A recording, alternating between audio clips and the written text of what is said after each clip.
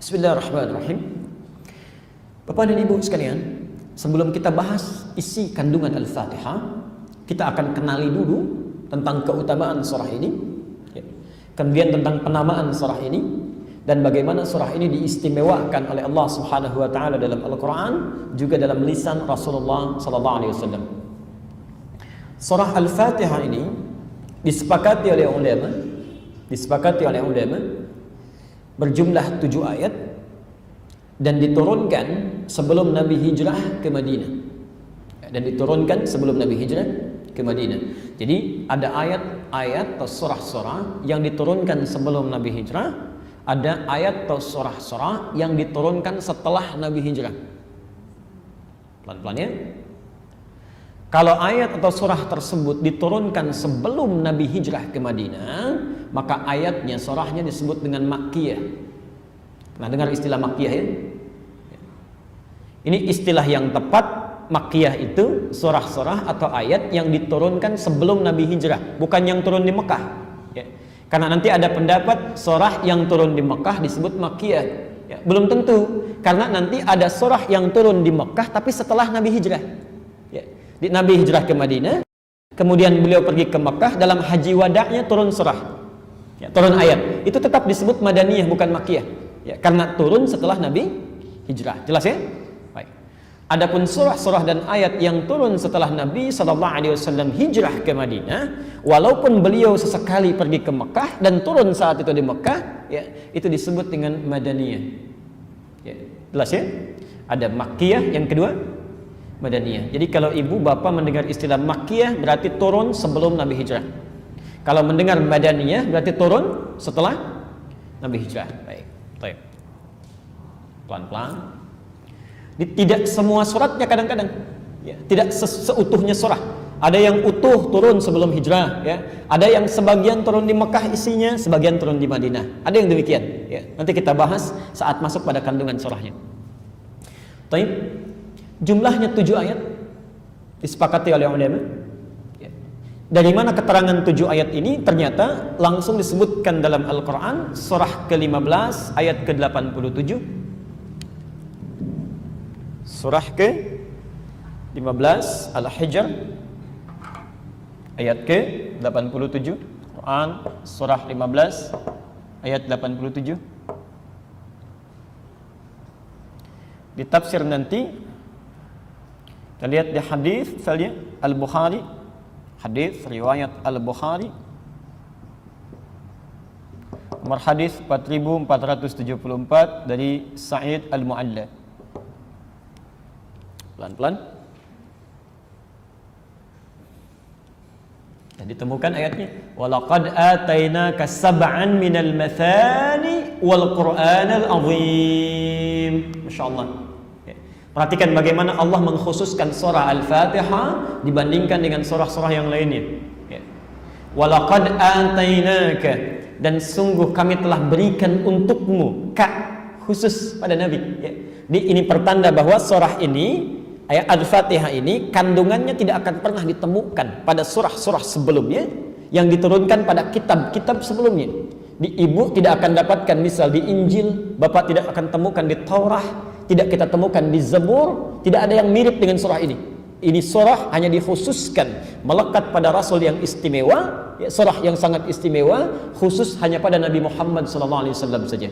Karena itu redaksinya tidak menggunakan Nabi. Walaqad atainaka, dan sungguh kami hanya berikan hanya untukmu saja. Sab'an minal mathani, ada 7 ayat yang akan terus diulang-ulang, insyaallah. Jadi keistimewaan surah ini ada 2 Satu, di ayat ini disebutkan bahwa surah ini kandungannya tidak diturunkan pada kitab-kitab sebelumnya, tidak didapati. Dan yang kedua, dia akan terus diulang-ulang, berbeda dengan surah-surah yang lainnya. Bahkan wal Qur'anal azim, bahkan di Quran pun tidak akan pernah diturunkan atau ditemukan, tidak akan pernah ditemukan satu surah yang terus akan diulang-ulang itu, kecuali surah ini saja. Coba lihat ya, kalau bukan karena Allah yang menurunkan berfirman tentang Al-Fatihah ini, tidak akan pernah ditemukan satu kitab pun, satu kalimat pun di muka bumi ini yang bisa dibaca berulang-ulang sampai 17 kali dalam sehari. Kecuali pasti bosan itu orang. Pasti bosan. Ya, Masya Allah. Jadi itu kemuliaan Al-Fatihah yang pertama. Jadi ayatnya berjumlah 7 ayat. Ya. Kemudian yang kedua, dia memiliki keunggulan tidak ditemukan di kitab sebelumnya, dan keistimewaannya diulang-ulang oleh pembacanya tanpa punya rasa bosan. Ya. Jelas di sini? Kemudian Al-Bukhari nomor hadis 4474 ini menafsirkan ayat tadi. Ya, jadi kita coba ambil Qur'annya, tafsirkan di hadisnya. Lalu kita dengar bagaimana pendapat para ulama tentang itu. Abu Sa'id Al-Mu'alla, ya, satu kali berada di masjid digenggam tangannya oleh Nabi. Ya. Kata Rasulullah SAW, saya akan ajarkan padamu hari ini satu surah yang sangat istimewa, yang tidak akan pernah ditemukan dalam Injil, dalam Taurat, dalam Zabur. Sangat istimewa, Masya Allah. Lantas ketika akan keluar dari masjid, ya, orang ini berkata, ya Rasulullah, bukankah anda akan ajarkan pada saya? Kata Nabi, maka diajarkan dan dibacakan surah Al-Fatihah itu. Alhamdulillahirabbil alamin, Rahmanir Rahim, sampai ujung ayatnya. Kata Nabi, inilah dia 7 ayat yang diulang-ulang yang khusus diturunkan kepadaku. 7 ayat yang diulang-ulang yang khusus diturunkan kepadaku. Ya. Jadi kalau di ayat Qur'annya tadi, walaqad atainaka sab'an minal mathani wal Qur'anal azim. Kami telah turunkan kepadamu 7 ayat yang diulang-ulang. Ya. Orang masih bertanya, ayat apa itu? Surah apa itu? Ya. Maka ditafsir di Al-Bukhari nomor hadis 4474 dibacakan oleh Nabi, itulah Al-Fatihah. Jelas di sini? Baik. Di kemuliaan yang pertama. Satu. Yang kedua, kita lihat beberapa kemuliaannya lagi. Surah ini di antara nama yang sangat populer dan tadi kita sebutkan berulang-ulang, ya, dinamakan dengan Al-Fatihah. Al-Fatihah. Ibu bapak bisa perhatikan sejenak, saya berikan satu ilmu dalam bahasa Arab. Ya. Biasanya kalau ada satu kalimat menyendiri, tidak terangkai dengan kalimat lain, tapi diberikan alif lam di depannya, ya, Al-Fatihah misalnya, biasanya yang seperti ini berasal dari 2 kalimat yang terangkai, tapi salah satunya dihilangkan. Ya. Dalam ilmu bahasa Arab disebut dengan mudhaf mudhaf ilaih. Ya, mudhaf mudhaf ilaih. Jadi 2 kalimat disatukan, salah satunya dihilangkan. Misal, kita ingin tulis Masjidil Haram misalnya, Masjidil Haram.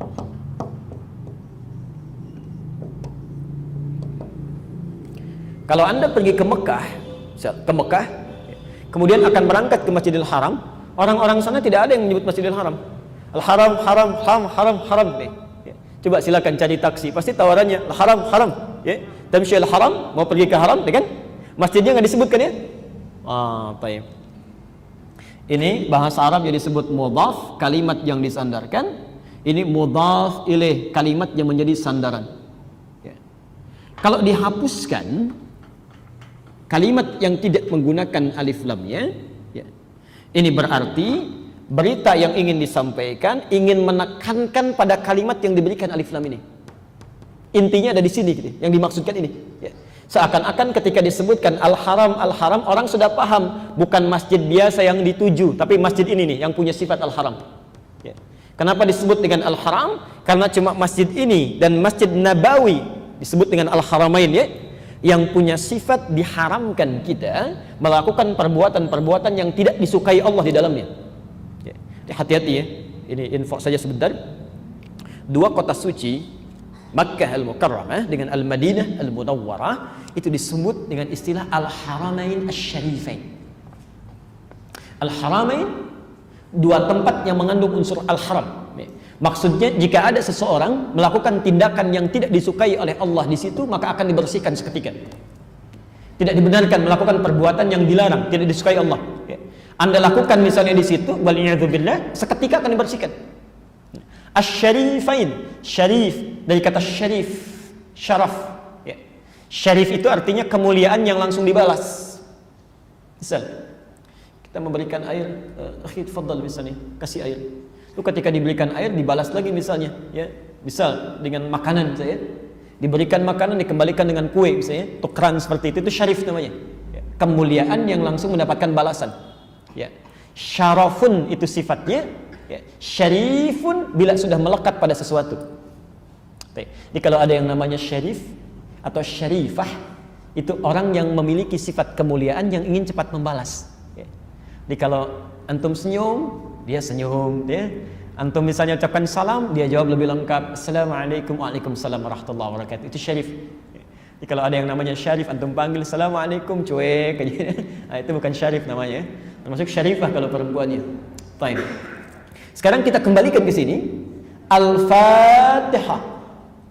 Tidak berdiri sendiri.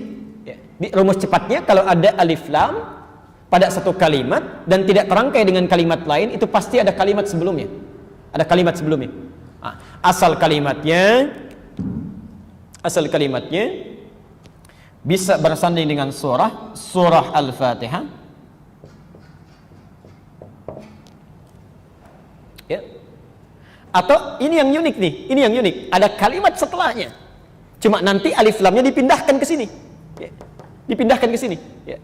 Ini hanya terjadi di sini nih. Ya. Bisa surah Al-Fatihah. Kalau kita tafsirkan seperti ini, seakan-akan ada keterangan di antara surah-surah yang penting di Quran yang ingin saya garis bawahi, yang ingin saya tekankan, yang ininya bukan surahnya. Jelas di sini? Di antara sekian masjid yang ada, yang saya maksudkan ininya, yang al-haramnya. Ya. Jadi kalau ibu menemukan kalimat menggunakan alif lam, itu tandanya kalimat itu yang diinginkan untuk kita kaji. Ya. Kalimat itu yang diinginkan untuk kita fokus membahasnya. Surah Al-Fatihah, surahnya dibuang, ya, dipertahankan Al-Fatihahnya. Seakan-akan ada pesan di sini, yang penting dalam kajian ini, dalam bahasan ini, bukan surahnya tapi kandungan Al-Fatihahnya. Yang menarik, bisa juga kalimatnya berfungsi begini asalnya. Fatihatus Shalah.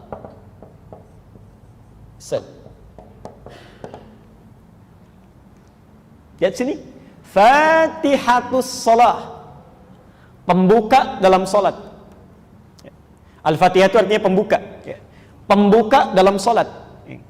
Biasanya, tadi kan kita sepakati ya, hukum mudhaf ilaih biasanya dibuang kalimat pertamanya, ya, dibuang kalimat pertama disebut dengan mudhaf, disisakan kalimat keduanya begini. Kalau mau konsisten kan ditutup Fatihahnya, ya. Tersisa salatnya, as-salah. Baik. Kalau kalimatnya demikian, berarti yang penting salatnya, bukan Fatihahnya. Tapi kalau saya buang salatnya, begini, kemudian saya pindahkan ke Fatihah, saya berikan alif lamnya ke sini. Saya ulang ya, asalnya Fatihatus Shalah begini. Ya. Lalu saya hapus kalimat keduanya untuk menekankan yang penting ininya, bukan ininya.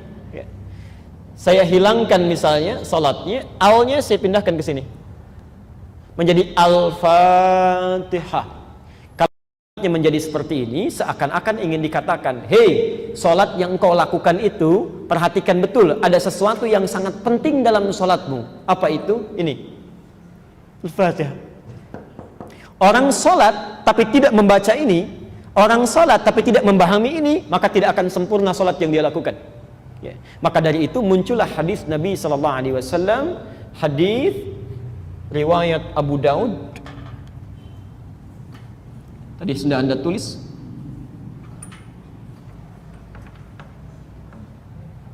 Dan hadis riwayat At-Tirmidzi, dua-duanya punya redaksi yang sama. Ya.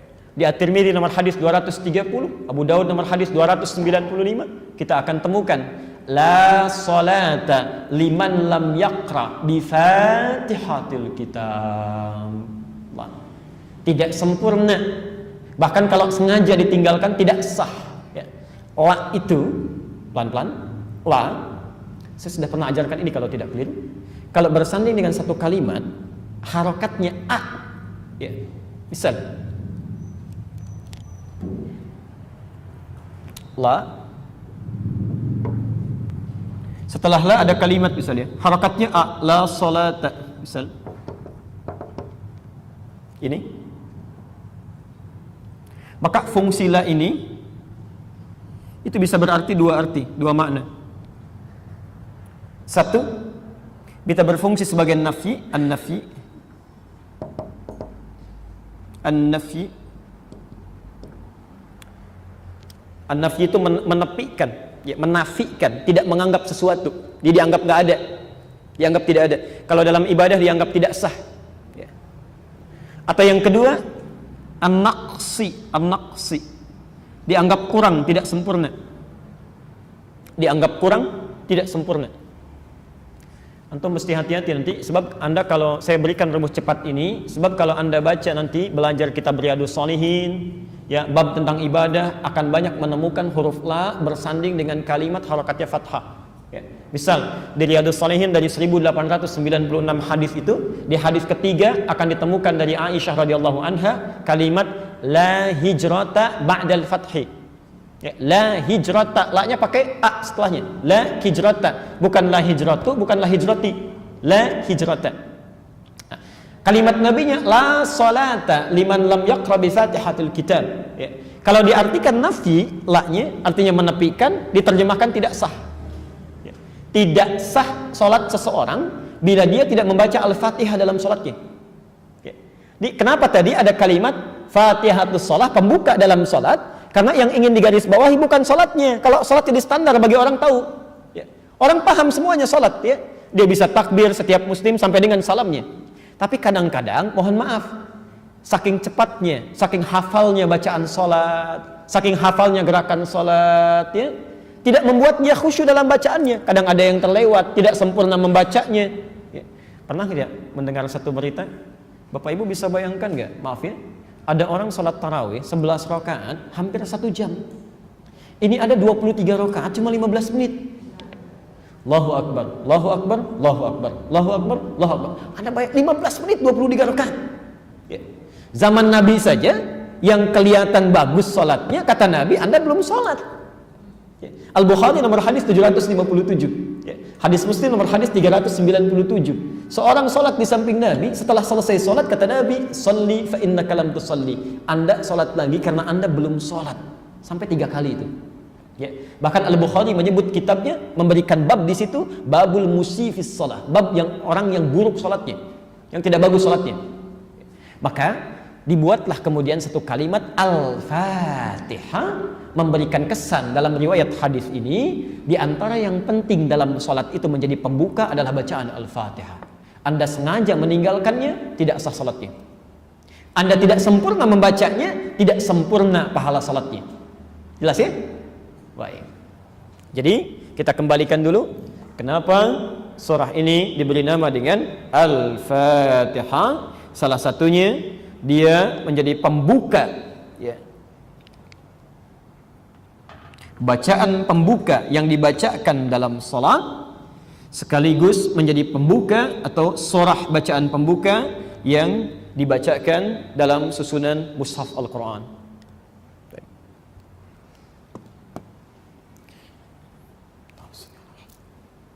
Selanjutnya, teruskan dulu. Dari mana tahu ya Ustaz? Kalau kita keliru baca Al-Fatihah, misal bacanya tidak sempurna, tidak sembarangan, berpengaruh misalnya pada kualitas salat kita, tidak sempurna pahala salat, ya. Kita bisa temukan di hadis riwayat Muslim nomor hadis 395, ya. Perhatikan kalimatnya. Kata Nabi, siapa yang menunaikan salat tidak membaca surah Al-Fatihah atau tidak sempurna bacaannya, fahiya khidajun. Khidaj 3 kali diulang oleh Nabi. Fahiya khidajun. Maka tidak sempurna salatnya, tidak sempurna salatnya, tidak sempurna salatnya. Ya. Ibu bisa bayangkan, baca keliru saja, tidak tepat bacaannya, itu disebut tidak sempurna salatnya. Maka bagaimana dengan yang sengaja meninggalkannya saat mampu dia membacakannya? Jelas ya? Baik. Nah, setelah kita mengerti tentang ini, kita bahas bagian terakhirnya. Lalu kita kaji keutamaan atau tafsir dari surah Al-Fatihahnya. Biasanya Seseorang yang membaca Al-Fatihah atau surah-surah lainnya di Quran, baik dalam salat atau di luar salat, itu terbagi pada dua bagian. Saya ulang, umumnya manusia, umat Islam yang membaca Al-Quran baik dalam salat atau di luar salat, umumnya terbagi pada dua bagian. Satu, yang membaca tanpa paham maknanya. Coba cek deh, dari sekian bacaan salat sampai hari ini berapa persen yang dipahami itu bacaannya? Atau dari setiap hari baca Al-Quran, Masya Allah, Anda bisa senang, bisa khatam sekian kali, yang dihatamkan itu berapa yang sudah dipahami? Baik. Yang kedua, ada yang membaca dengan memahami isinya, dia paham tafsirnya. Nah, tipikal yang kedua inilah yang disebutkan dalam riwayat ada orang yang membaca Al-Fatihah, tahu dengan maknanya, dia praktekkan dalam kehidupannya. Maka lihatlah kisahnya. Pasti pernah dengar kisah ini ya, karena dalam setiap tafsir Al-Fatihah sering disampaikan. Ada kepala suku tersengat kalajengking Arab, ya, Masya Allah, luar biasa.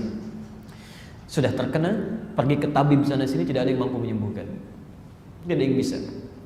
Sampai ditemukanlah sekelompok sahabat dikejar-kejar di persimpangan jalan. Ya, saya percepat kisahnya. Kemudian ditanyakan pada mereka, adakah di antara kalian yang mampu meruqyah, saya menyembuhkan?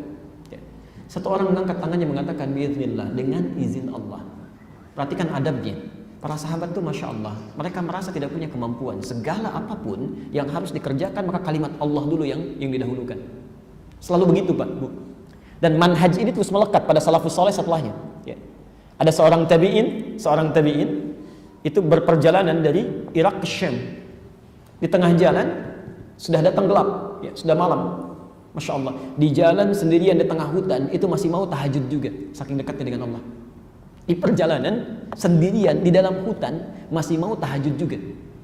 Begitu menangkat tangannya, Allahu Akbar, lompatlah seekor harimau di depannya. Ya, sudah mengaum. Anda bayangkan harimau lapar, sedang tahajud, harimau lompat. Ya. Antum salat asar di sini Allahu Akbar, di belakang harimau lepas. Apa yang terjadi itu? Masya Allah. Orang ini, perhatikan kalimatnya. Dengan keyakinannya, dengan kekuatannya, beliau katakan, yakin pada Allah, ingat dengan kekuatan Allah. Kalimatnya bukan ya namar, hei harimau, tapi disandarkan harimau pada pemiliknya, selalu kepada Allah. Ya khalqallahi, hei makhluk Allah, hei makhluk Allah. Karena beliau tahu kalau saya yang katakan hei harimau itu keluar dari dirinya sendiri. Tapi kalau disandarkan pada penciptanya, maka bagaimana Allah saja yang memutuskan tentang nasib harimau ini. Hei ya khalqallahi, hei makhluk Allah, kalau memang saya rezekimu yang telah ditetapkan Allah untukmu, silahkan santap saya tidak akan melawan. Tapi kalau bukan rezeki yang telah Allah tetapkan untukmu, jangan coba-coba ganggu ibadah saya. Orang ini nggak peduli kalau dimakan juga, yang penting ibadahnya tidak terganggu. Insyaallah. Jangan coba-coba ganggu ibadah saya, atau saya mohonkan pada penciptamu untuk menghancurkan kau saat ini juga. Masya Allah, kalimat yang penuh keyakinan ini itu menggerakkan harimau cuma mengaum langsung pergi seketika. Itu al-mu'minun tuh dengan kekuatannya. Coba cek kira-kira iman kita sampai di mana tuh ya. Jadi kalau malam bangun tahajud terus ada nyamuk nempel satu aja. Hei nyamuk, jika memang ini rezeki yang telah Allah berikan untukmu, ayo sedot terus, ambil aja gitu. Tapi kalau bukan, jangan coba-coba ganggu tahajud saya, atau saya mohonkan pada Allah untuk menghancurkan kau saat ini juga. Kira-kira gimana itu? Jangan-jangan manggil nyamuk yang lain, ayo sini. Baik. Bismillah kata orang ini, dengan izin Allah. Dia tidak mengatakan saya bisa. Dia katakan biiznillah, dengan izin Allah. Maka berangkat orang ini, tidak menggunakan air, tidak menggunakan macam-macam, cuma dipegang, dibacakan Al-Fatihah. Dibacakan Al-Fatihah. Allah, dengan izin Allah sembuh. Sembuh seketika. Sembuh seketika. Anda bayangkan, ada seorang sahabat membacakan Al-Fatihah, sekali baca sembuh luka seseorang yang dokter sudah henap semua. Ada orang baca berkali-kali Al-Fatihah, penyakit malah bertambah. Apa yang salah? Di antaranya beliau baca dengan iman. Beliau baca dengan pemahaman kandungannya. Dari pemahaman itulah diyakini, isinya diserahkan kepada Allah. Itu yang melahirkan kekuatan, dan dengan izin Allah Subhanahu wa taala. Jelas di sini? Baik. Karena itulah nanti ada dua rahasia di dalam Al-Fatihah yang nanti kita akan bahas. Salah satunya hadis qudsi, ya. Tadi satu yang pertama kita bahas, jika Anda memahami kandungan Al-Fatihah, maka nanti kita akan lihat di tafsirnya Allah akan berjanji memberikan kemudahan dunia dan akhirat dalam kehidupan kita. Satu itu. Yang kedua, ada perjanjian langsung disebutkan oleh Allah dalam hadis qudsi. Dalam hadis qudsi, kalau kita benar salatnya saat membaca Al-Fatihah, seketika dijanjikan oleh Allah, minta apa saja saat itu langsung diberikan. Ya. Yuk kita lihat. Qasamtu baini wa baina abdi. Qasamtu, dalam riwayat lain, qasamtu shalah baini wa baina abdi. Ya. Saya membagi salat, kata Allah, antara saya dengan hamba saya dalam dua bagian. Pelan-pelan. Idza qala al-'abdu, yaitu jika seorang hamba berkata dalam salatnya, alhamdulillahi rabbil alamin, alhamdulillahi rabbil alamin, ya. Jadi dibagi dua, ya. Hambanya berkata alhamdulillahi rabbil alamin, kemudian bagian Allahnya qala Allahu azza wa jalla, maka akan dijawab bacaan hamba itu, ya. Hamadani abdi, hei hambaku sedang memujiku. Hati-hati ya, nanti saat asar disebutkan di Quran, saat kita sholat itu hadirkan suasana kita sedang dihadapkan pada Allah, sedang diawasi. Al-Baqarah. Kalau ibu mau khusyuk sholatnya, bapak ingin khusyuk, kata Quran, alladzina yadhunnuna annahum mulaqu rabbihim. Saat akan sholat, persiapkan diri kita, rasakan kita akan menghadap Allah, akan menghadap dan disaksikan oleh Allah. Kalau sekarang Anda diundang bisa ke Istana Negara, ya, ingin berhadapan dengan presiden, mau tampil seperti ini atau mau ganti itu persiapan, siap-siap lagi, diperbaiki lagi, pakai minyak wangi lagi. Anda ketemu dunia saja, persiapan kita luar biasa. Maka kenapa ketika bertemu dengan pencipta dunia yang maha segalanya, memaafkan kalau salah, mengampuni kalau berdosa, memberikan kalau dibutuhkan, manusia datang walaupun kita sudah siap-siap minta sesuatu belum tentu diberi. Allah nggak minta pun disediakan. Maka kata Al-Quran, orang-orang yang datang menghadap Allah, kalau tahu disaksikan oleh Allah, tahu akan menghadap Allah, maka hal pertama yang akan dia lakukan adalah memperbaiki penampilannya. Ya. Di bahasa Quran itu halus sekali. Orang khusyuk itu kelihatan dari pakaiannya, kata Quran. Quran surah 7 ayat ke-31. Ya bani Adam khudhu zinatakum inda kulli masjid. Hei anak cucu Adam, setiap kamu akan ke masjid, maksudnya mau sholat, coba kenakan pakaian terbaikmu. Kenakan pakaian terbaikmu. Masya Allah. Baik. Poin yang paling penting bukan pada pakaiannya, tapi pada keseriusan, kesungguhan dan perasaan bahwa saat sholat itu kita berhadapan dengan Allah. Memang sedang berdialog, sedang diawasi, diperhatikan. Makanya hadis kuncinya mengatakan, kamu harus yakin pada dirimu, yakinkan pada dirimu ketika engkau mengucapkan kalimat-kalimat dalam Al-Fatihah itu dijawab oleh Allah. Ada bagian kita, ada bagian Allah. Ya. Kata Nabi di hadis qudsi, saat hamba mengucapkan alhamdulillahi rabbil alamin, dijawab oleh Allah, hamadani abdi, hambaku sedang memujiku. Wa idza qala al-'abdu ar-rahmanir rahim, kalau hamba mengatakan ar-rahmanir rahim, dijawab oleh Allah, athna alayya abdi, hambaku sedang menyanjungku. Wa idza qala al-'abdu maliki yaumiddin, kalau hamba membaca dalam salatnya maliki yaumiddin, qala Allah azza wa jalla, dijawab oleh Allah, majjadani abdi, hambaku sedang mengagungkanku. Sekarang perhatikan rahasianya. Ini rahasia hanya dalam salat saja. Ibu bisa dapatkan, bapak bisa dapatkan dalam salat asar, insyaallah, kalau masih hidup sampai asar. Tapi kalau kita masih dapat kesempatan asar, maka manfaatkan ini. Perhatikan. Idza qala al-'abdu, kalau seorang hamba membaca dengan benar dalam salatnya, iyyaka na'budu wa iyyaka nasta'in, ya Allah, kami jadikan semua aktivitas kami sebelum salat ini hanya sebagai ibadah untukmu. Jadi rumus cepatnya, Anda sebelum salat pastikan semua aktivitas ibadah. Jangan main-main. Di hadis qudsi disebutkan, ya ibadi, khalaqtuka lil ibadah fala tal'ab. Hambaku, saya ciptakan engkau untuk ibadah, jangan banyak mainnya. Ibadah itu bukan cuma sholat, bukan cuma puasa, tidak. Minum itu ibadah, makan ibadah, berpakaian ibadah, bahkan tidur pun ibadah. Karena itu tidak ada dalam agama kita, dalam aktivitas kita, semua perbuatan yang baik-baik kecuali bersanding dengan doa. Coba cek, minum ada doanya, bangun tidur ada doanya, berpakaian ada doanya, bahkan ke toilet pun ada doanya. Saat Anda tak mampu membacakan doanya, kata Nabi, cukupkan dengan bismillah. minum bismillah, makan bismillah, berpakaian bismillah, itu otomatis jadi ibadah. Lalu ketika Anda dipanggil oleh Allah dalam sholat, seakan-akan kita laporan tuh. Ya. Seakan-akan pertanyaan Allah itu, sampai sholat ini sekarang ini, ya, berapa persen bagian ibadahmu? Ya. Apakah engkau sudah menjadikan aktivitas itu sebagai ibadah?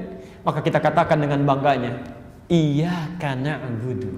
Ya Allah, kami sudah siapkan semua aktivitas itu sebagai ibadah hanya untukmu, bukan pada yang lain.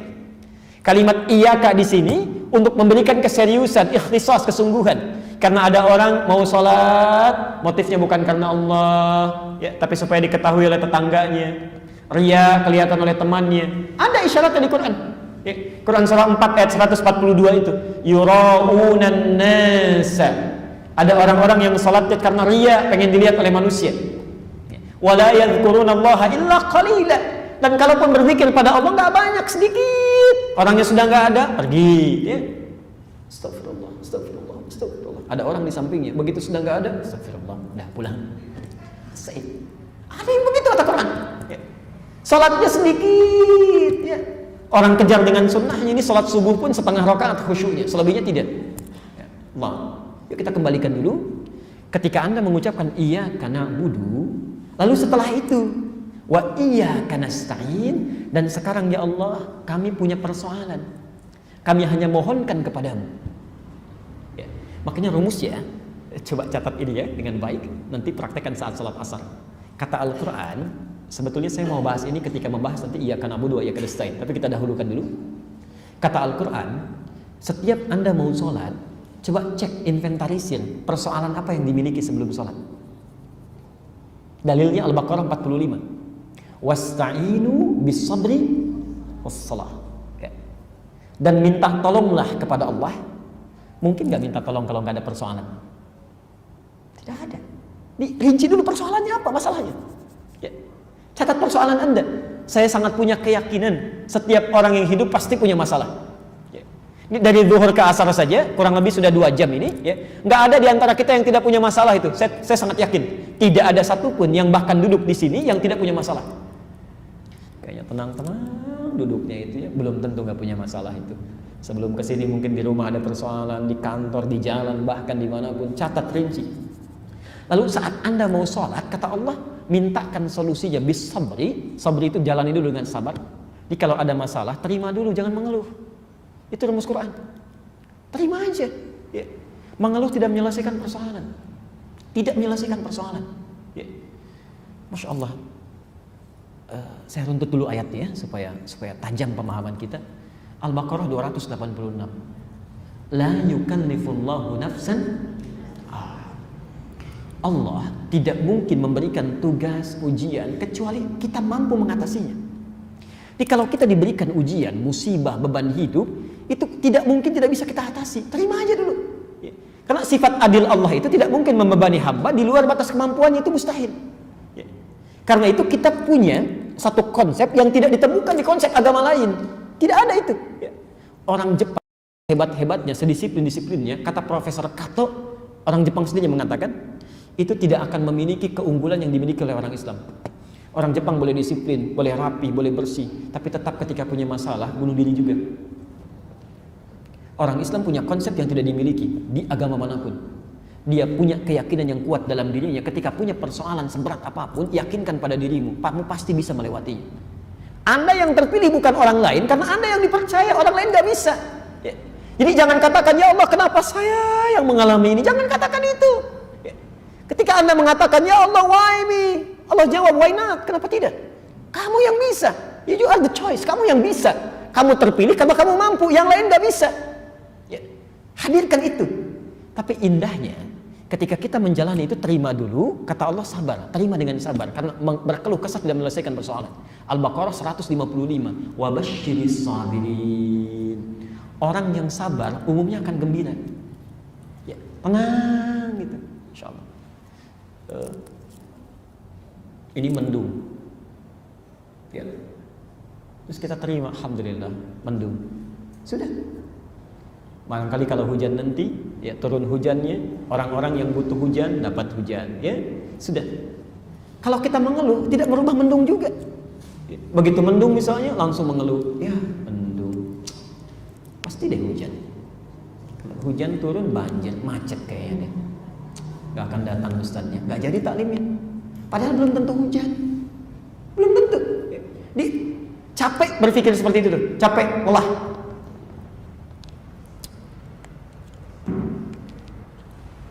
Ini ada wajan, di bawahnya saya panaskan dengan api. Maaf ya. Kemudian disimpan cacing misalnya di sini, di wajan ini. Dipanaskan dengan api bawahnya. Cacingnya kemana? Ya, kalau kita simpan cacing misal di atas wajan, maaf. Kemudian wajannya dipanaskan tuh. Ya. Cacingnya bergerak kemana? Bergerak ya. Dia bergerak kadang ke samping, ke sini ya, dan sebagainya. Kenapa? Tuh, sudah keliru. Bukan panas, bukan. Karena cacing tidak bisa mengeluh.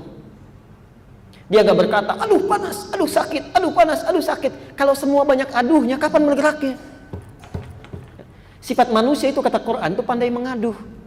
Ini belum apa-apa sudah ya Allah, sudah aduh ya Allah, coba dulu, sabar dulu, selesaikan. Selesaikan. Ya. Kalau sudah seperti itu, nanti Allah tunggu, kan ada waktunya menghadap Allah. Ya. Diberikan ujian jam 1, ya, selesaikan dulu dengan ikhtiar. Bukankah Allah berikan ilmu, berikan tenaga, berikan kekuatan. Nanti kalau persoalan itu belum tuntas menghadap sampai ke asar, bawa, sampaikan pada Allah. Wassalah, dalam salat kita mintakan solusinya. Cara meminta kita disebut dengan nasta'in. Perintahnya wasta'inu, ya, permohonannya iyyaka na'budu wa iyyaka nasta'in. Perhatikan jawaban Allah. Hadza baini wa baina abdi. Ini rahasianya.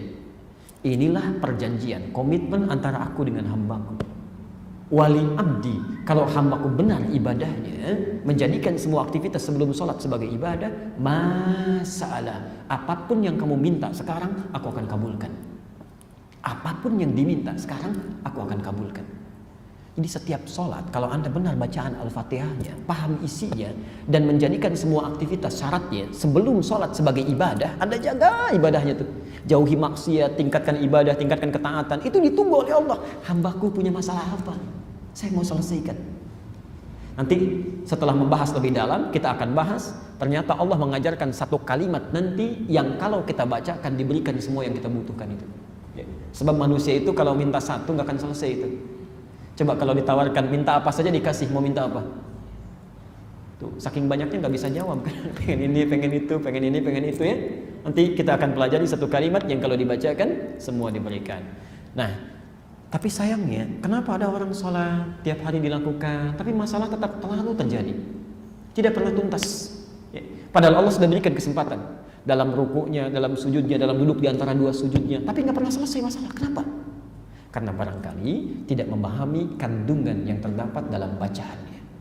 Karena itulah kita mulai sekarang, kita ambil satu ayat dulu untuk pertemuan hari ini. Bagaimana memahami ketujuh ayat dalam Al-Fatihah ini. Hari ini kita akan teruskan, ambil satu dulu. Setelah itu kita tutup. Kalau ada yang ingin bertanya atau berdialog, kita kemudian perkenankan.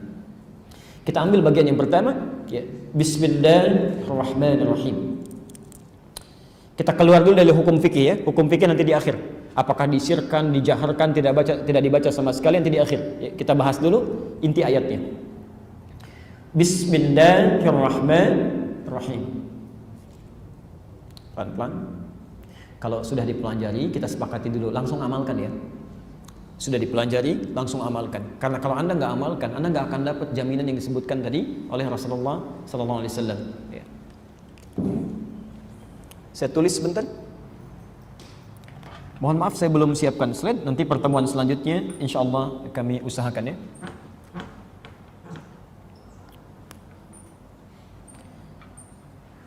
Mohon sabar karena saya akan bahas setiap huruf-hurufnya, kalimat-kalimatnya ya. Jadi kita nggak akan bahas makna umum misalnya.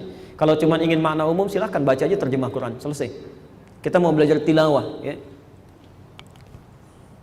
Bismillahirrahmanirrahim. Ya. Perhatikan sini.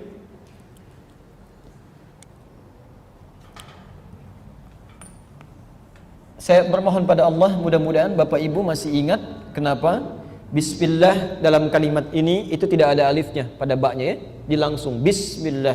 Ya. Hanya satu tempat dalam Al-Qur'an yang ba-nya bersanding dengan alif ya. Iqra bismi rabbikal ladzi khalaq ya. Itu ba-nya ada alifnya. Bismi rabbik. Gini. Bismi rabbik. Ya. Di surah Al-Alaq itu ya, di surah Al-Alaq itu ba-nya ada alifnya. Iqra bismi rabbik, harus begini. Ya. Kalau di mushafnya tidak ada alifnya, berarti mushafnya keliru. Keliru mushafnya. Harus begini. Sedangkan bismillahirrahmanirrahim itu tidak ada alifnya, langsung nyambung. Ya. Saya sudah pernah terangkan ini belum? Perbedaan ini? Belum. Oh, berarti bukan di sini ya. Yuk lihat sini dulu. Saya akan terangkan dulu kenapa ba-nya nyambung dengan sin, sedangkan di sini ada alifnya. Lalu kita bahas apa artinya ba di sini. Kemudian apa hubungannya dengan ismun dengan Allah? Kenapa menggunakan kata Allah? Dan terakhir, kenapa menggunakan kata Rahman dan Rahim? Mudah-mudahan waktunya cukup. Bapak Ibu sekalian, saya mau kisahkan sebentar. Satu kali Rasulullah sallallahu alaihi wasallam ketika sedang bertahannuts di Gua Hira, ya. Kemudian tibalah masa pengangkatan itu. Ya, ketika diangkat menjadi rasul, ditandai dengan turunnya wahyu, tiba-tiba datang seorang malaikat menyamar, mengatakan kepada beliau, "Iqra." Bacalah. Nabi menjawab, "Ma'ana biqari." Saya nggak bisa baca. Dan kalimatnya menggunakan ba, biqari. Kalau ada kalimat ditambah dengan ba melekat di situ, itu artinya huruf berfungsi menguatkan. Salah satu maknanya. Ya. Ada 14 makna ba nanti. Ada 14. Salah satunya litakid, untuk menguatkan. Bisa Nabi mengatakan ma qara'tu, saya nggak bisa baca. Tapi Nabi memilih menggunakan uslub, metode menggunakan ba, ma ana biqari. Saya betul-betul nggak bisa baca. Ya. Kalau saya ajarkan rumus, itu insya Allah akan ditemukan di Quran, di hadis. Misal di surah At-Tin, alaihissallahu bi ahkamil hakimin. Bisa Allah menyampaikan begini, alaihissallahu ahkamal hakimin, bisa. Tapi kenapa menggunakan ba bi ahkamil hakimin? Untuk menegaskan kalian jangan pernah ragu kalau saya sudah tetapkan sesuatu, karena saya ini sangat adil. Yakinkan pada dirimu, saya ini adil, sungguh ya. Nah, ini Allah ingin menguatkan makna itu. Taib. Sampai 3 kali. Ketika sudah bagian yang ketiga dipeluk oleh Jibril. Perhatikan, ketika dibacakan Iqra, Nabi bilang gak bisa baca. Tapi ketika disempurnakan kalimatnya, Iqra bismi rabbikal ladzi khalaq. Muhammad baca. Jangan karena kamu tidak pernah ada guru yang mengajarkanmu. Jangan karena kamu tidak pernah bisa belajar. Jangan karena kamu tidak mampu baca. Lakukan semua itu karena Allah. Jangankan membuat kamu bisa mengikuti bacaan, menciptakan kamu saja begitu mudah. Maka dihadirkanlah suasana itu. Dilakukan karena Allah, bukan karena tuntutan membaca Allah. Ketika dilakukan itu semua, tiba-tiba mudah bagi Nabi mengikutinya. Saking mudahnya menghafalkannya, pengen cepat-cepat tulisannya. Ingin cepat-cepat. Ya. Penghafal Quran kan begitu ya. Kalau sudah mulai menghafal, ingin cepat-cepat tuh dibacakannya. Ya. Maka turun nanti ayat-ayat selanjutnya di Quran surah 75 ayat 16 sampai 18 itu. La tuharrik bihi lisanaka lita'jala bi. Kamu yang sudah bisa nikmat menguasai Quran, jangan cepat-cepat membacakannya. Tenang saja. Ya. Inna alaina jam'ahu wa qur'ana. Kami yang akan tanamkan Quran dalam dirimu. Saya ajarkan satu rumus, kalau ibu bapak ingin cepat menghafal Quran, cintai Qurannya. Lakukan karena Allah. Ya. Jadi orang yang melakukan karena Allah, bahkan dia tidak bercita-cita untuk jadi hafid. Ya.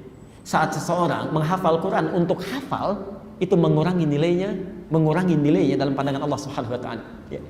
Jadi bahkan untuk jadi seorang hafid pun hilangkan itu, karena Allah saja. Ya. Mau hafid mau tidak, ya. Mau banyak yang dihafal, mau sedikit, saya terserah Allah saja.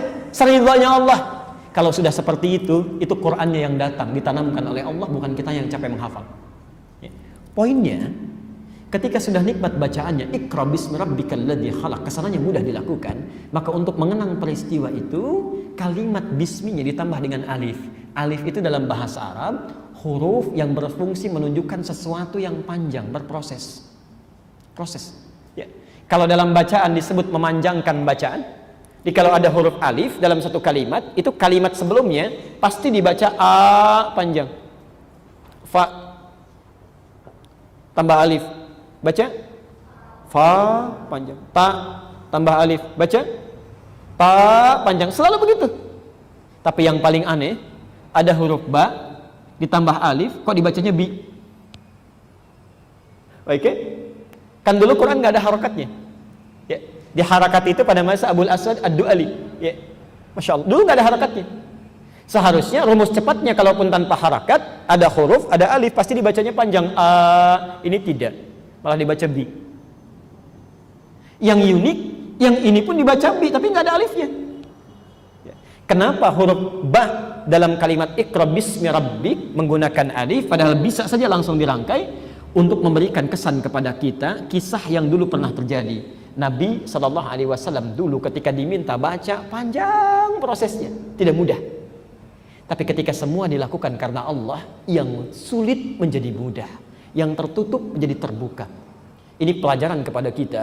Kalau Bapak Ibu ingin menunaikan aktivitas, bahkan anak yang belajar, kita yang bekerja dan sebagainya, kalau Anda menemukan kesulitan yang terbuka, lakukan semua karena Allah. Maka mudah bagi Allah menjadikan yang pendek menjadi panjang, yang sulit menjadi terbuka, bahkan yang panjang menjadi pendek. Semudah Allah menciptakan kita sebelum terlahir ke dunia. Jelas sampai sini? Baik. Kenapa huruf ba dalam kalimat Bismillahirrahmanirrahim tidak menggunakan alif? Karena Allah tidak ingin memberikan rahmat dalam masa yang panjang, ingin cepat diberikan. Jadi nanti Allah akan memberikan karunia, tidak ingin diundur-undur, tidak ingin diberikan masa, tapi ingin segera diberikan. Karena itu ketika diucapkan Bismillahirrahmanirrahim, alifnya dibuang, disisakan ba, langsung bersambung dengan Isbillah. Ba.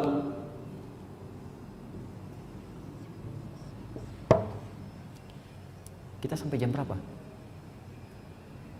2:30? Enggak, saya hanya mengukur. Ba itu fungsinya ada 14. Jadi kalau saya bahas ke 14-14-nya, bisa sampai besok kajian kita ya. Kita ambil 2 saja dulu ya. Kita ambil 2 saja. Mughnil Labib an Kutubil A'arib, karya Ibnu Hisham Al-Ansari. Jilid pertama, halaman 19 sampai dengan halaman 59. Itu fungsi huruf ba dalam bahasa Arab. Ada 14 fungsi. Jadi kalau di rumah cari kitabnya namanya Mughnil Labib. Mughnil Labib an Kutubil A'arib. Ya. Boleh di-download gratis nanti di internet ya.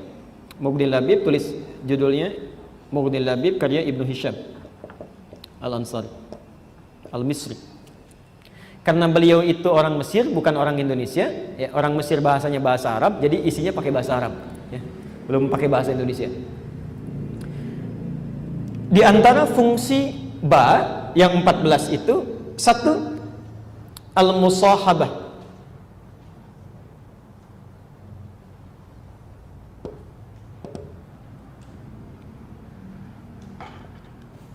Al-musahabah.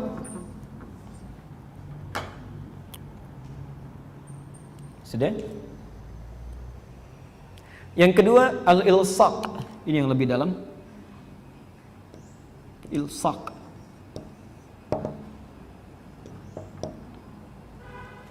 Ba al-musahabah.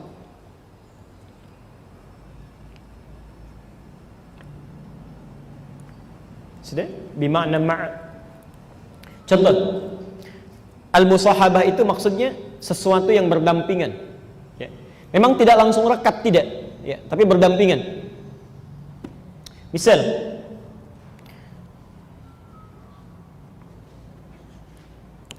Dhahaba Ahmad ila Jami' al-Istiqamah bi akhihi Harun ya. Ahmad pergi ya, ke Masjid Al-Istiqamah ya, ditemani ya, dengan saudaranya Harun. Kalau menggunakan ba bukan ma'a, itu artinya saat mereka jalan ya, Ahmad dengan Harun jalan berbarengan ya, insyaallah. Jadi lekat ini bersamaan.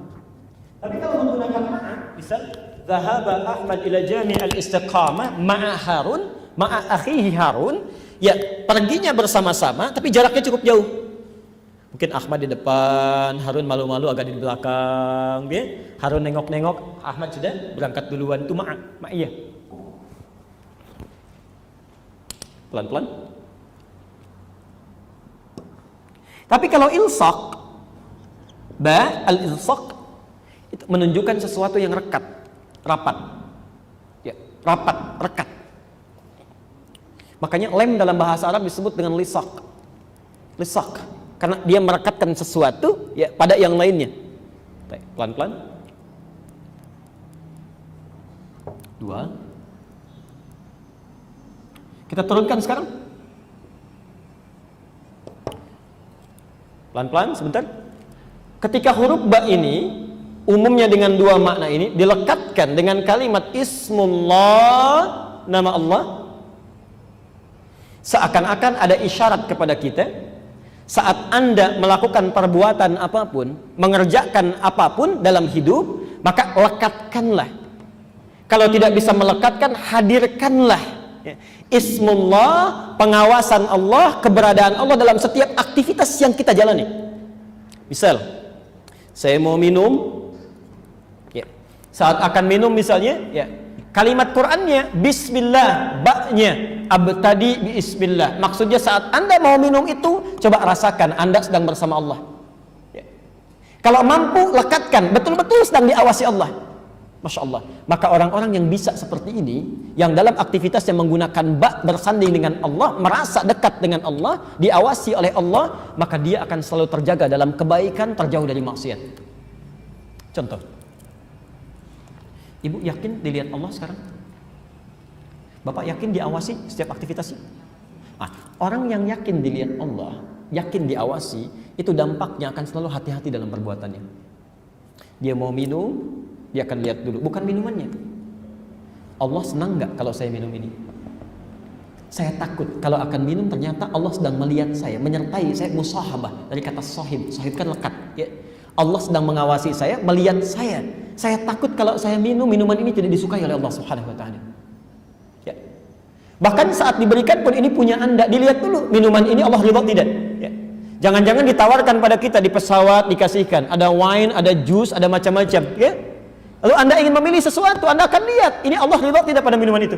Ya. Di orang-orang yang menggunakan ba dalam kehidupannya disandingkan dengan Allah, Bismillah, maka seakan-akan ada isyarat, sertakan Allah, lekatkan dalam setiap aktivitas yang kita jalani, maka terjaga kita dalam kehidupan. Ya. Sama persis, tidak ada ceritanya keluar dari masjid tertukar sandal misalnya. Ya.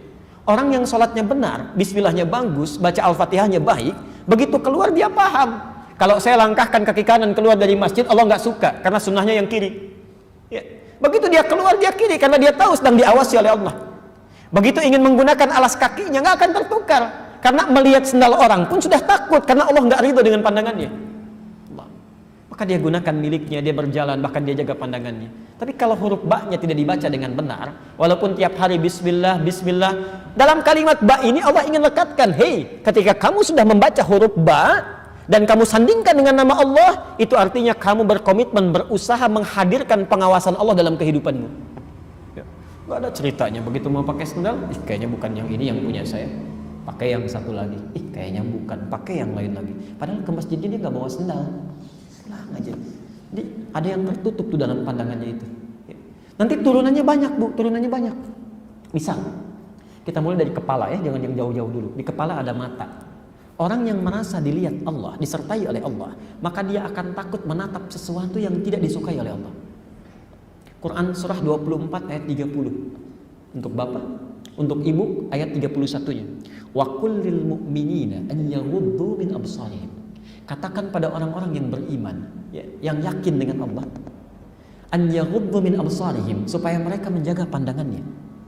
Ini antum kalau benar baca bismillahnya huruf ba saja disandingkan dengan nama Allah, itu akan hati-hati. Takut ketika menatap sesuatu yang ditatap itu Allah nggak suka. Barangkali itu harus dipalingkan. Bahkan maaf, sekalipun Anda sedang sendirian dalam satu ruangan, lihat acara, ada satu tayangan yang Anda lihat, Anda tahu Allah tidak suka dengan itu, Anda akan palingkan. Kalau benar baca bi-nya ini. Saya sering berseloroh mengatakan, para pria itu kalau lihat nonton misalnya iklan shampoo, yang dilihat shampoo-nya apa orangnya? Ya tidak mudah gitu ya. Di TV ada yang dilihat, keluar dari masjid ada yang dilihat. Kalau dia benar membaca huruf ba-nya disandingkan dengan Allah, Bismillah, Allah akan hati-hati dalam pandangannya. Termasuk ibu. Karena ayat 31-nya untuk perempuan. Wa kullil mu'minati an yaghuddna min absarihin. Demikian bagi perempuan, jaga pandangannya. Baru mata, belum telinga, belum mulut. Wailul lil mukadzibin, celaka bagi para pendusta. Jadi kalau mau bicara yang tidak benar itu takut karena Allah mengawasi. Aduh, takut saya dusta. Kata Allah pasti celaka. Sekarang sedang diawasi. Coba bayangkan ya, ada anak sedang ujian, di sampingnya ada pengawas mengawasi. Mungkin nggak seketika saat diawasi dia nyontek? Ada pengawas di samping, jelas ada. Lalu dia sedang ujian begini, masih sempat nyontek nggak? Mungkin nggak? Tidak mungkin, kecuali nekat. Ya. Kecuali nekat. Pak, saya ujian, saya mau nyontek nih, tolong lihat ya. Nah, itu celaka itu seperti itu. Ya. Nah, ada orang dia sadar sedang dilihat Allah, sadar sedang diawasi, tapi dalam saat yang bersamaan kok bisa maksiat juga. Ya. Padahal tiap hari dia mengatakan Bismillah. Ya, saya merasa disertai oleh Allah, saya merasa diawasi oleh Allah, tapi kok bisa maksiat juga? Ya Allah, saya mau bohong nih, tolong lihat ya. Ada proyek tidak jelas tanda tangan, padahal dia yakin sedang disaksikan oleh Allah. Tanya aja, yakin nggak disaksikan oleh Allah? Ya yakin, tapi kok masih bisa tanda tangan juga? Ya Allah, ada yang salah dalam hidupnya, ada yang keliru. Karena itu, kalau kita sudah bisa menghadirkan ba dalam kehidupan, disertai oleh Allah, maka kalimatnya bersambung dengan ismun. Ismun itu akar katanya dari kata sumuun. Dari kata sumu muncul sama. Ismun dari kata sumuun. Dari kata ini muncul istilah sama, samaun. Apa artinya sama? Idza as-samaa'u fatarat. Apa artinya sama? Langit, ya. Langit itu di atas, di bawah. Di atas. Kalau atas itu tinggi atau rendah? Tinggi. Sebetulnya sama itu asalnya bukan langit. Sama itu dari kata sumu yang berarti tinggi. Tinggi yang tak bisa dijangkau. Ya. Kalau tinggi yang bisa terjangkau namanya sakaf. Sakaf. Makanya atap disebut sakaf ini. Ya. Atap. Karena dia tinggi dari kita, cuma masih bisa dipegang, terjangkau. Ya. Sakaf. Tapi kalau sesuatu yang tinggi cuma bisa dilihat, tapi tidak bisa disentuh, ya, tidak bisa disentuh, itu namanya sama. Sama dari kata sumuun. Ya. Kalau ingin dilekatkan menjadi sebuah sifat, maka menjadi ismun. Ya. Makanya nama dalam bahasa Arab disebut dengan ismun. Masmuka, siapa nama Anda? Ya. Kenapa disebut dengan ismun? Ingin memberi kesan, kalau Anda ingin meletakkan nama pada seseorang, maka lekatkanlah nama tersebut yang bisa meninggikan sifat kebaikannya di dunia, meninggikan karismanya, meninggikan kebaikannya. Jadi nggak boleh kita memberikan nama yang merendahkan orang, tuh nggak boleh. Ya. Sudah orang baik-baik sih, namanya Zaki, masya Allah. Dalam bahasa Arab kalau pakai zai itu artinya suci, Zaki. Kalau pakai zal, Zaki itu cerdas. Nama Zaki. Panggil Jack. Lagi pakai jaket, bawa motor kan depan masjid. Jack. Udah salah tuh, dikira tukang ojek padahal Zaki kan. Udah lain. Kan sekarang suka ada nyingkat-nyingkat ya. Nama bagus-bagus disingkat jadi tidak enak. Itu nggak boleh dalam Islam. La yaskhar qaumun min qaum. Nggak boleh. Jadi kalau orang namanya sudah bagus, sudah tinggi, jangan direndahkan. Sudah. Dan jangan memberikan julukan pada yang tidak tepat, nggak boleh. Bahkan jangan kembali ke masa jahiliyah itu. Kalau zaman jahiliyah itu orang-orang diberi nama dengan nama hewan. Nama hewan. Begitu orang lahir suaranya meringkik misalnya, maka dikenal dengan si khimar, si keledai. Ya. Ada orang bapaknya misalnya, maaf, fisiknya kekar, pemberani, kuat, maka anaknya akan diberi nama si asad, si singa. Singa.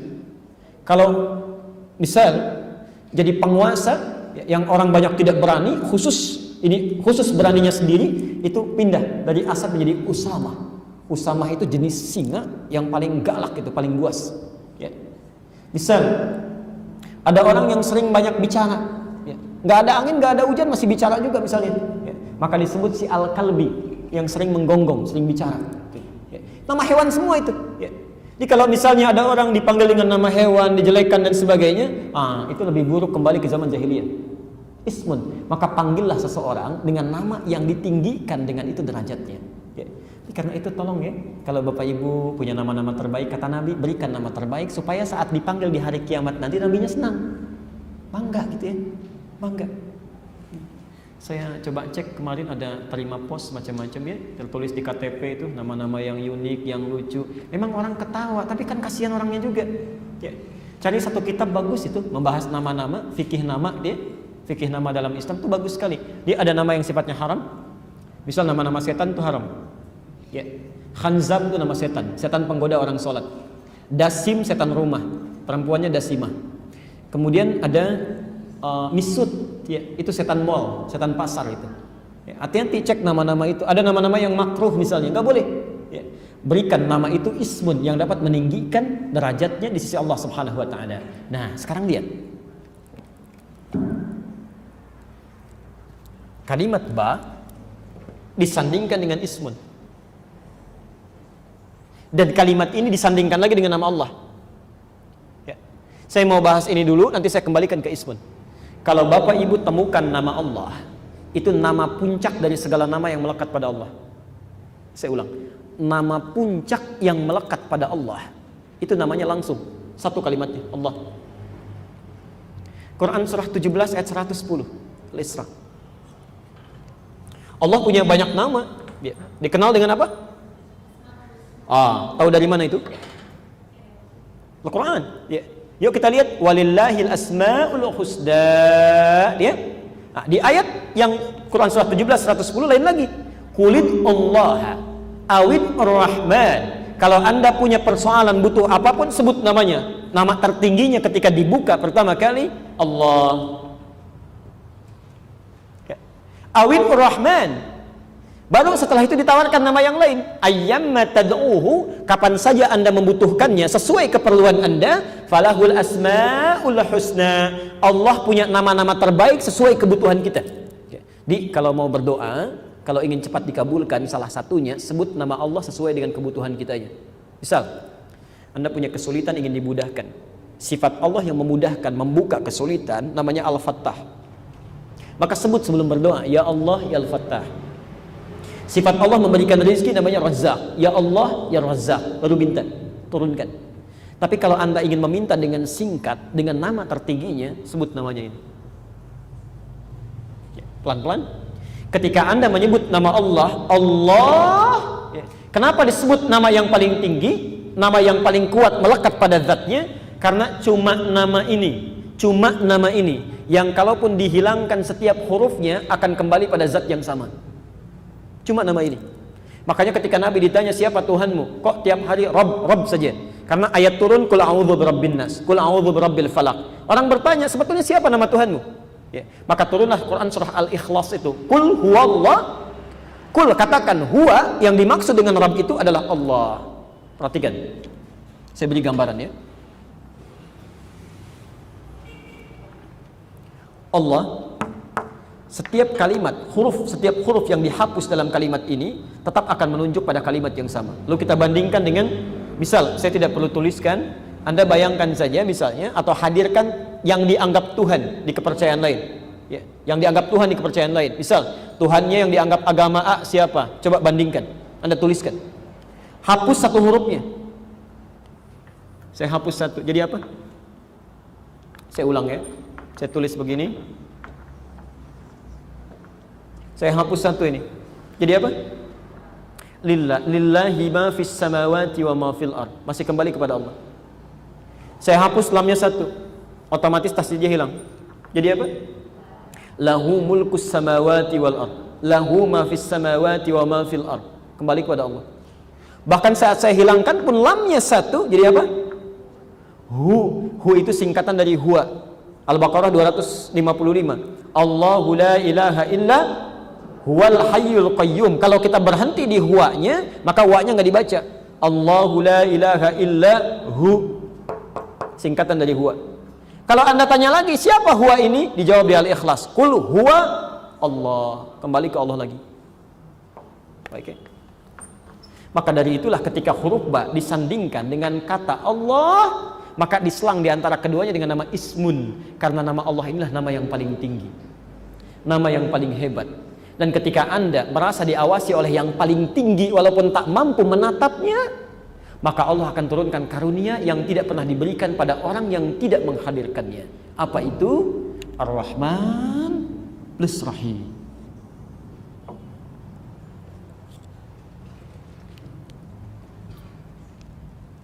Jika Anda beraktivitas, mengerjakan kegiatan sambil menjadikannya ibadah, merasa diawasi oleh Allah yang maha tinggi, yang tidak kita bisa nampak, tidak bisa kita lihat, tapi kita rasakan, Masya Allah. Perhatikan, seketika Allah sudah akan bukakan pada kita dua nikmat yang sangat luar biasa. Satu disebut dengan Rahman. Rahman itu adalah pemberian dunia yang tanpa batas. Pemberian dunia yang tanpa batas. Rahmat Allah berupa kebutuhan dunia tanpa batas disebut dengan Rahman sifatnya. Pelan-pelan. Rahim, pemberian akhirat tanpa batas yang dikhususkan pada orang Islam saja. Pemberian akhiratnya disebut dengan Rahim, pemberian dunianya disebut dengan Rahman. Rahman. Pelan-pelan. Contoh, kita bedakan ya, mana yang pakai bismillah, mana yang tidak. Ya lihat.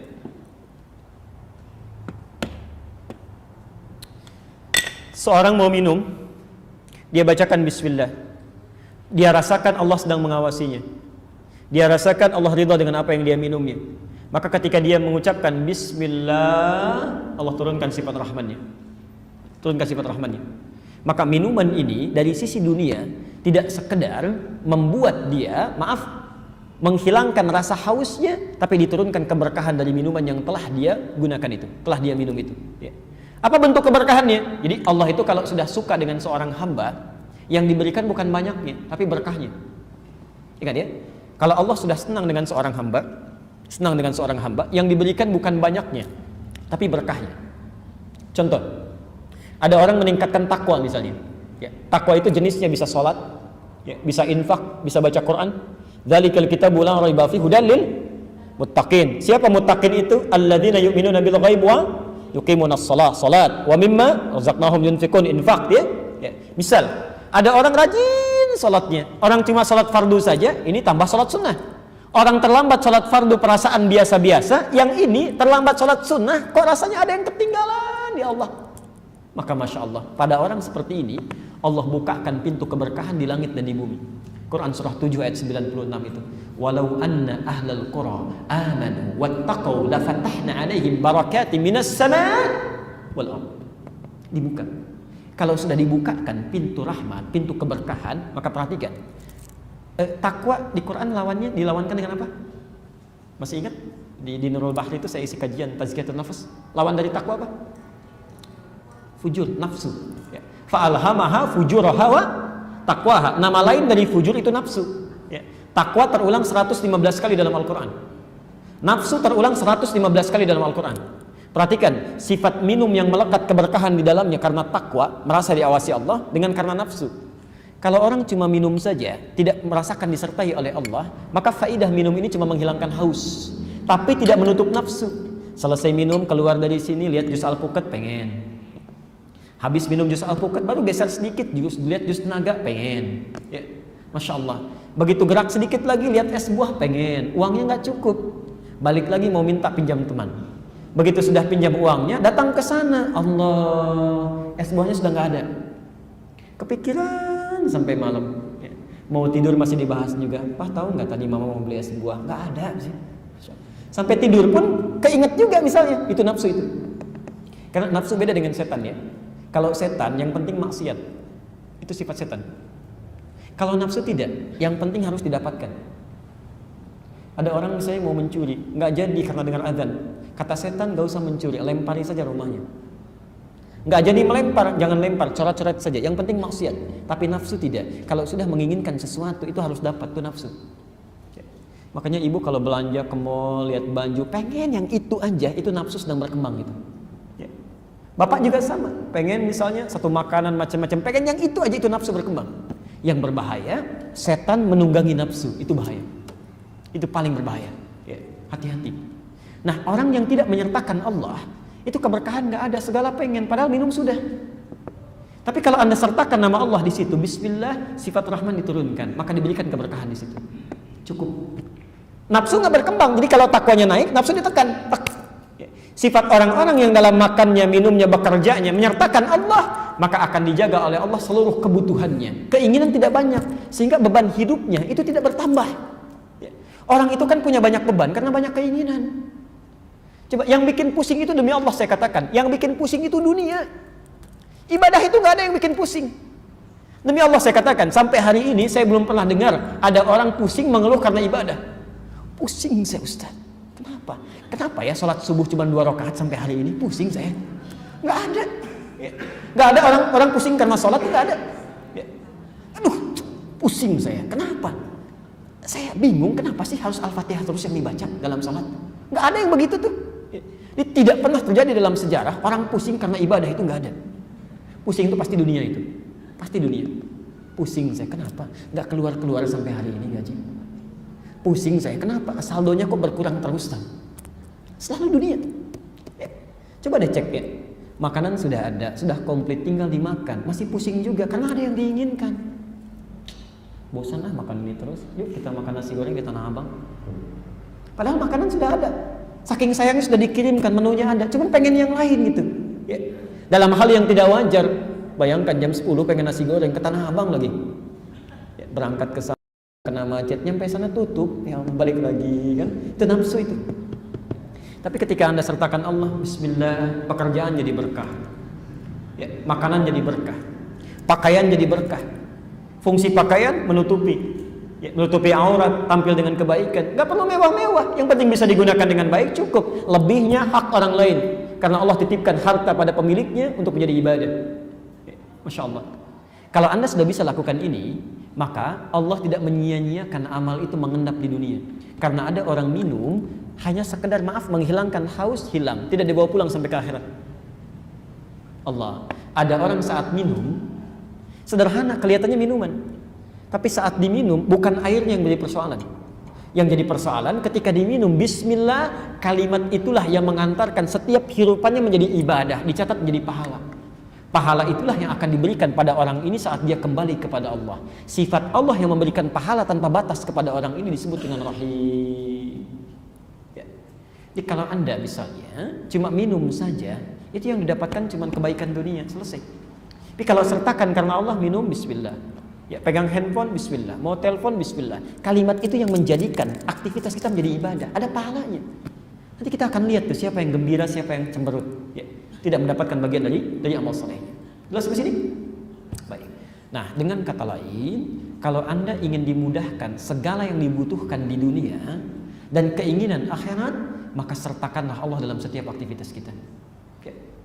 Mau keluar dari sini, sertakan sedang diawasi Allah, hati-hati. Sedang sholat, rasakan sedang dilihat oleh Allah, takut kalau enggak khusyuk.